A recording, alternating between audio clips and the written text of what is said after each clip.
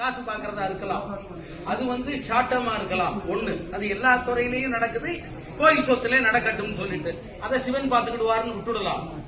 ரெண்டாவது காரணம் எதுவாக இருக்கும்னா, கும்பாபிஷேகம் நடக்கிறதுல பொதுமக்கள் யாரும் இங்க வரக்கூடாது, இந்த இடத்துல தடுப்பை போட்டுட்டு அங்க சேரை வச்சுட்டு 3000 ரூபாய் 5000 ரூபாய் சொல்லி டிக்கெட் விட்டு இந்த இடத்தை வச்சு பணம் சம்பாதிக்கிறதா இருக்கலாம். இரண்டாவது நோக்கம். இதை எல்லாரையும் தடுத்து மூன்றாவது ஆழமான நோக்கம் நான் பயப்படுறது என்னதுன்னா, இந்துக்கள் கூடலாம் அப்படிங்கிற ஒரே இடம் கோயில் மட்டும்தான். கோயிலுக்கு உள்ளதான் 144 194 போட முடியாது. கடவுளை பார்க்க போறேன்னு சொல்லி நம்ம வரலாம், எப்ப வேணாலும். இந்த கோவிலுக்குள்ள தமிழ்நாட்டில் எல்லா கோவிலுக்குள்ளயுமே உள்ள போறத தடுப்பு போட்டு நிறுத்தி அதை சென்ட்ரல் ஜெயில் மாதிரி பண்ணிட்டாங்கன்னா நம்ம உள்ள வர இந்த மாதிரி பேச முடியாது. அப்படி இருக்கும்போது எல்லா இடத்துலயும் எப்ப வேணாலும் 144 போட்டு அவ்வளவு பேரை தூக்கலாம்.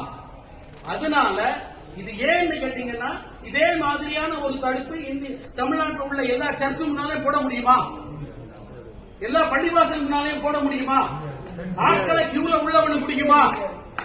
அப்படி இருக்கும்போது இந்து கோவில் உள்ள வரதுக்கு மட்டும் ஏன் இது இப்ப திருச்செந்தூர்ல ஆரம்பிச்சிருக்கு, இது பூரா தமிழ்நாட்டிலே நடக்கும். நம்ம உள்ள ஏன்னா நமக்கு ஒரு இது அவங்க வேலையை அவங்க பார்த்துட்டு, நான் உட்பட முட்டாள்தனமா இருந்துட்டோம். 67 வருஷமா முட்டாளா இருந்திருக்கோம், படு முட்டாளா. என்னுடைய குடும்பம், என் மனைவி, என்னுடைய குழந்தைகள், அவங்களுடைய படிப்பு வேலைன்னு ஒதுங்கிட்டோம். அந்த மாதிரி ஒதுங்கினதுனால நம்ம கூட வேண்டிய ஒரே இடம் 4 பேர் பேசணும்னா வீடு